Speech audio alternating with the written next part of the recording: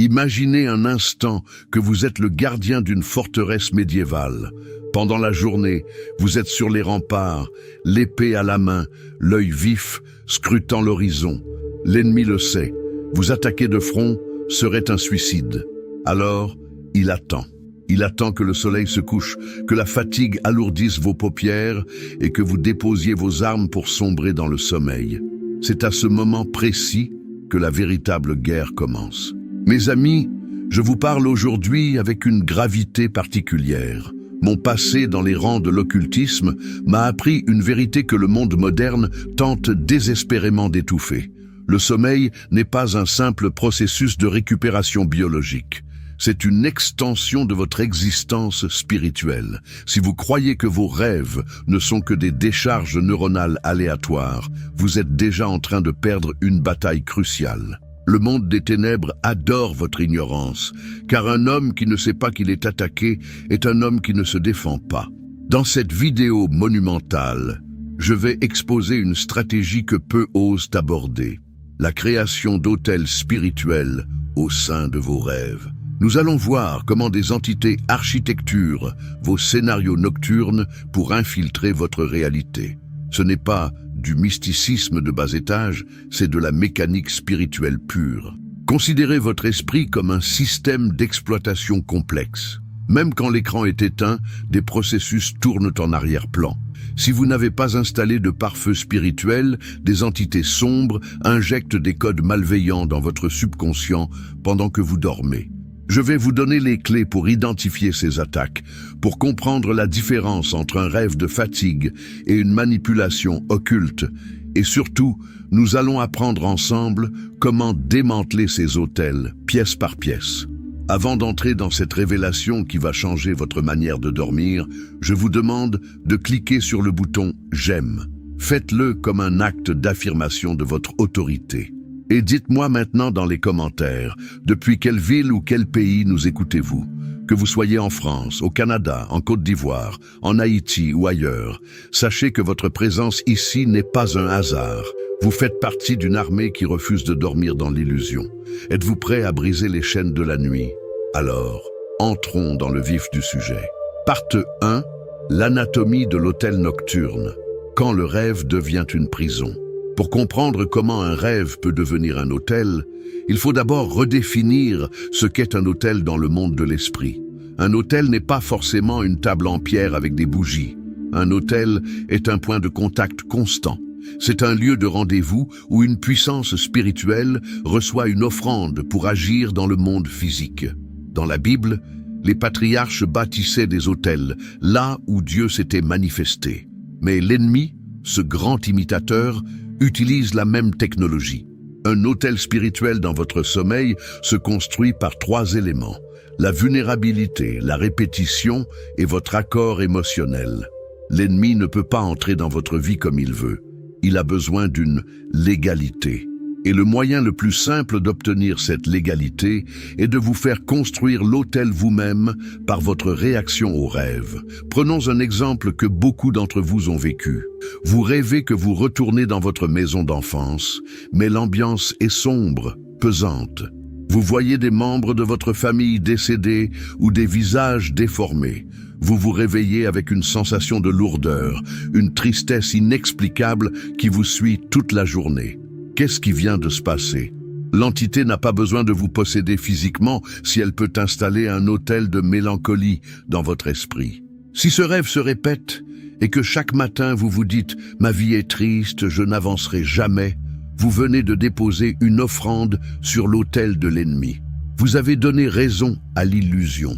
L'autel est maintenant actif et il commence à filtrer votre réalité à travers le prisme de la défaite. Partie 2. La psychologie spirituelle et les portes ouvertes. Pourquoi les entités choisissent-elles le rêve plutôt que la réalité éveillée? Parce que votre subconscient est une éponge sans filtre. Pendant la journée, vous avez votre raison, votre éducation, vos barrières sociales. Mais la nuit, ces barrières tombent. Votre sous-conscient est le réservoir de tout ce que vous avez accumulé, vos peurs d'enfant, vos traumas non résolus, mais aussi tout ce que vous avez consommé durant la journée. C'est ici que la science et la spiritualité se rejoignent. Si vous regardez des films violents, si vous écoutez des musiques chargées de colère ou si vous vous endormez après une dispute non résolue, vous fournissez les matériaux de construction à l'ennemi. C'est comme si vous laissiez des briques et du ciment devant votre porte. Les entités sombres n'ont plus qu'à assembler ces éléments pour créer un cauchemar sur mesure. L'analogie du bâtiment est parfaite ici. Votre vie est un immeuble. Si vous sécurisez la porte principale par la prière, mais que vous laissez la fenêtre de la cuisine ouverte, par des péchés mignons, des haines cachées ou des divertissements impurs, le voleur entrera par là. Les rêves sont les fenêtres de l'âme. Si vous ne les verrouillez pas par le discernement, n'importe quel esprit errant peut venir y projeter son film d'horreur pour voler votre paix. Partie 3. Le discernement des sources. Savoir qui parle dans le noir. Pour ne plus être une victime, vous devez devenir un expert en filtrage. Il existe 3 sources principales de rêves, et il est vital de savoir les distinguer pour ne pas bâtir d'autels sur des mensonges. Les rêves physiologiques et psychologiques, c'est votre cerveau qui fait le ménage. Vous avez pensé à votre travail toute la journée, vous rêvez de votre bureau, ce n'est pas spirituel en soi. Cependant, ils deviennent dangereux si vous y attachez une importance mystique. Ne transformez pas une simple fatigue cérébrale en prophétie de malheur. Les rêves divins. Dieu utilise les rêves pour nous avertir, nous guider ou nous corriger. Un rêve de Dieu apporte la clarté, même s'il est un avertissement sévère. Il produit une sainte crainte, pas une terreur paralysante. Un rêve divin est un autel de lumière qui vous pousse à la prière et au changement positif. Les rêves démoniaques, c'est ici que se créent les autels sombres. Ces rêves ont pour but de voler, d'égorger et de détruire. Ils utilisent la peur, la honte, la luxure ou la confusion. Le signe distinctif est l'oppression au réveil. Si vous vous réveillez épuisé, comme si vous aviez couru un marathon ou lutté physiquement, vous avez subi une intrusion. Écoutez bien cette vérité fondamentale. Un mensonge spirituel ne devient une vérité dans votre vie que si vous l'acceptez comme tel. Si vous rêvez d'un échec et que vous vous levez en disant « Je savais que ça ne marcherait pas », vous scellez l'autel. Vous devenez le sacrificateur de votre propre malheur. Partie 4. La séduction des fausses prophéties nocturnes. L'une des stratégies les plus sournoises des entités sombres est de se déguiser en ange de lumière dans vos rêves. J'ai vu des personnes briser des mariages de 20 ans parce qu'elles ont fait un rêve, où elles voyaient leur conjoint avec quelqu'un d'autre. Elles ont pris ce rêve pour une révélation divine, alors que c'était une injection satanique destinée à détruire une famille. Beaucoup de gens vivent enchaînés à ce qu'ils ont vu en dormant. Ils traitent leurs rêves comme des décrets immuables. C'est une forme d'idolâtrie nocturne. Si votre rêve contredit la paix, l'amour ou la parole de Dieu, il ne vient pas d'en haut. C'est une manipulation. Les entités créent des scénarios crédibles pour semer le doute. Elles utilisent des visages familiers, un pasteur, un ami, un parent, pour vous faire accepter un message empoisonné. Ne soyez pas dupes. L'ennemi connaît vos points faibles, il connaît vos doutes secrets, et il les mettra en scène pour que vous donniez votre accord à la destruction. En tant qu'ancien initié, je peux vous dire que le monde des ténèbres a des spécialistes de l'intrusion onirique. Ils ne cherchent pas seulement à vous faire peur, ils cherchent à implanter des semences de l'égalité. Par exemple, le rêve de nourriture. Manger dans un rêve est souvent un acte d'initiation ou d'empoisonnement spirituel. On vous propose un banquet, vous mangez, et au réveil, vous sentez une lourdeur ou une maladie s'installer. Vous avez accepté une substance spirituelle. Il y a aussi les rêves d'accident ou de poursuite. Le but est de générer un pic d'adrénaline et de terreur tel que votre esprit lâche prise et laisse l'entité marquer votre territoire émotionnel. La répétition est leur arme préférée. Pourquoi ? Parce que la répétition crée un sillon dans votre âme. C'est comme une goutte d'eau qui finit par creuser la pierre. À force de rêver de la même défaite, vous finissez par croire que c'est votre identité. Et c'est là que l'autel est officiellement inauguré. L'entité n'a plus besoin de revenir chaque nuit. Vous entretenez l'autel vous-même par vos pensées quotidiennes. Partie 5. le cycle de l'installation de l'autel, les 4 phases critiques. Pour briser un cycle, il faut comprendre ses étapes. L'autel ne se construit pas en une seconde. L'infiltration, une pensée ou une image étrange, est introduite. C'est la phase de test. L'impression, le sentiment lié au rêve, persiste après le réveil. C'est l'hameçon qui s'enfonce dans votre chair émotionnelle. L'interprétation erronée. Vous commencez à méditer sur le rêve. Vous cherchez des significations sombres. Vous commencez à dire « et si c'était vrai ?» L'incarnation. Vous changez votre comportement. Vous devenez méfiant, agressif ou déprimé. L'autel est maintenant le centre de contrôle de votre journée. Si vous vous reconnaissez dans ce cycle, ne paniquez pas. La lumière est venue pour exposer l'ombre, et l'exposition est la première étape de la libération. Partie 6. L'art de la guerre nocturne. Comment démanteler les autels. La victoire commence par une décision consciente. Vous devez reprendre la souveraineté sur votre territoire onirique. D'abord, l'annulation immédiate. Ne sortez jamais de votre lit sans avoir traité votre nuit. Si le rêve était mauvais, annulez-le verbalement. Je refuse ce rêve, j'annule cette image, je brise cet accord au nom de la lumière divine. Ne laissez pas le rêve reposer en vous. Ensuite, le nettoyage des entrées. Qu'avez-vous fait les 2 heures précédant votre sommeil? Si vous avez nourri votre esprit de chaos, ne vous étonnez pas de récolter des tempêtes nocturnes. Sanctifiez votre environnement. Utilisez des paroles de puissance. Lisez des textes sacrés. Créez une atmosphère de paix. Enfin, apprenez à interpréter par l'esprit et non par la peur. Si un rêve vous montre un danger, ne restez pas prostré dans l'angoisse. Utilisez-le comme un sujet de prière. Transformez l'attaque en une opportunité de renforcer vos défenses. Si l'ennemi vous montre un accident, décrétez votre protection. Inversez la vapeur. Un autel se brise quand on arrête de lui apporter des sacrifices de peur. Partie 7. Réflexion profonde. Qui est le maître de vos nuits? Mes amis, je veux vous poser une question qui touche au cœur de votre être. Combien de temps encore allez-vous permettre à des entités sans corps de diriger votre existence à travers des illusions nocturnes? Vous avez été créé pour dominer, pas pour être dominé. Votre esprit est un sanctuaire, pas un terrain de jeu pour les esprits de sorcellerie. Le monde spirituel est réel, plus réel que la chaise sur laquelle vous êtes assis. Mais la puissance qui réside en vous, si vous êtes connecté à la source suprême, est infiniment supérieure à n'importe quelle architecture de l'ombre. Le discernement n'est pas un don réservé à une élite, c'est une nécessité de survie pour chaque croyant. Ne laissez plus vos rêves définir votre réalité. Laissez votre réalité spirituelle définir vos rêves. Nous arrivons maintenant à un moment de transition. Nous avons exposé les tactiques, nous avons compris les mécanismes, mais la connaissance sans l'action n'est qu'un poids supplémentaire. Je sens qu'il y a parmi vous des personnes qui ont peur de s'endormir, des personnes qui voient la nuit arriver comme une condamnation.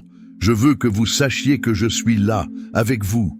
Je ne suis pas seulement une voix sur un écran, je suis un compagnon d'armes. J'ai connu ces nuits de terreur, ces réveils en sueur où l'on a l'impression d'avoir perdu une partie de son âme. Mais je vous garantis qu'il y a une sortie. Il y a une autorité qui fait trembler les fondations de ces autels nocturnes. Avant de passer à la prière finale, respirez profondément. Chassez toute anxiété. Vous n'allez pas seulement prier, vous allez effectuer un acte de nettoyage spirituel profond. Nous allons ensemble effacer ces codes malveillants et restaurer la paix originelle de votre repos. Priez avec une autorité calme mais absolue. Ne vous pressez pas, laissez chaque mot vibrer dans votre esprit. Seigneur de l'univers, souverain des armées célestes, je me tiens devant toi avec humilité et une autorité renouvelée. Je te remercie pour la lumière de la vérité qui brise aujourd'hui les chaînes de mon ignorance. En cet instant, je déclare un divorce spirituel total avec tout autel nocturne érigé dans mon sommeil. Je retire tout accord, conscient ou inconscient, que j'ai pu passer avec des entités de l'ombre. Je décrète que mon subconscient n'est plus un terrain vague, mais un jardin clos, protégé par les légions de la lumière. Je brise maintenant tout autel de peur. Je brise tout autel de honte. Je brise tout autel de stagnation. Toute image de mort, toute vision de défaite, tout sentiment d'oppression que j'ai accepté par le passé est maintenant effacé par le feu purificateur du Saint-Esprit. Je commande à toute entité qui s'est installée dans mes nuits de quitter mon territoire maintenant. Vous n'avez plus de légalité, vous n'avez plus d'offrande, vous n'avez plus de place.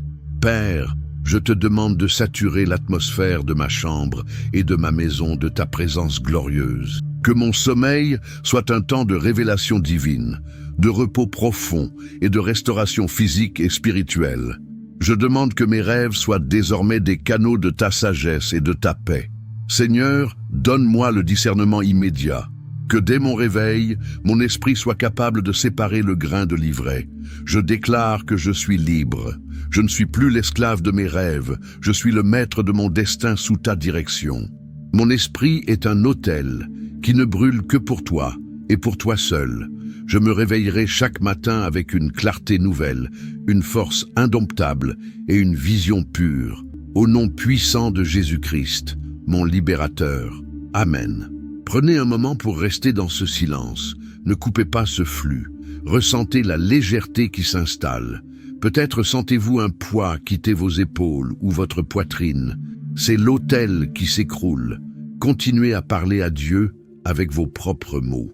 Remerciez-le pour la victoire que vous ne voyez pas encore de vos yeux physiques, mais que vous possédez déjà dans votre esprit. Laissez sa paix sceller chaque recoin de votre âme. Vous êtes maintenant sous une nouvelle juridiction spirituelle. Maintenant que nous avons fait ce travail spirituel, il est temps de le manifester dans le monde visible. Votre voix a du pouvoir. Je veux que vous fassiez vibrer l'espace des commentaires. Écrivez avec force et conviction la phrase suivante. Les autels de l'ombre sont détruits, ma nuit appartient à la lumière. Ne le faites pas par simple habitude. Faites-le comme on signe un décret officiel. C'est votre signature au bas de l'acte de libération que nous venons de vivre. Si vous avez senti quelque chose de particulier durant cet enseignement ou cette prière, ou si vous avez un témoignage de victoire sur des attaques nocturnes passées, partagez-le. Votre histoire est une arme. Elle peut briser les chaînes d'un frère ou d'une sœur qui pense encore être seul dans ce combat. Soyez généreux avec votre témoignage. Soyez la lumière qui en éclaire d'autres. Si ce contenu vous a ouvert les yeux et vous a donné des outils pour votre guerre spirituelle, abonnez-vous pour ne rien manquer de nos prochains rendez-vous quotidiens. Cliquez sur la cloche pour être averti, car nous allons continuer à explorer les mystères de l'esprit pour faire de vous des guerriers imbattables. Et partagez cette vidéo. Il y a des milliers de personnes qui souffrent en silence chaque nuit, pensant qu'elles deviennent folles alors qu'elles sont simplement sous attaque. Envoyez-leur cette clé de délivrance. Je ne vais pas vous quitter brusquement. Prenez le temps de méditer sur tout ce que nous avons dit. La connaissance est une semence qui a besoin de temps pour porter du fruit. Ce soir, quand vous poserez votre tête sur l'oreiller, faites-le avec un sourire. Car vous savez maintenant que vous n'êtes plus une proie. Vous êtes un gardien éveillé même quand vous dormez. Restez ferme, restez connecté à la source et rappelez-vous, celui qui est en vous est infiniment plus puissant que toutes les ombres de la nuit réunies. Je vous aime, je prie pour vous et j'ai hâte de vous retrouver dans notre prochain partage pour de nouvelles révélations. Restez dans la paix, restez dans la victoire. À très bientôt.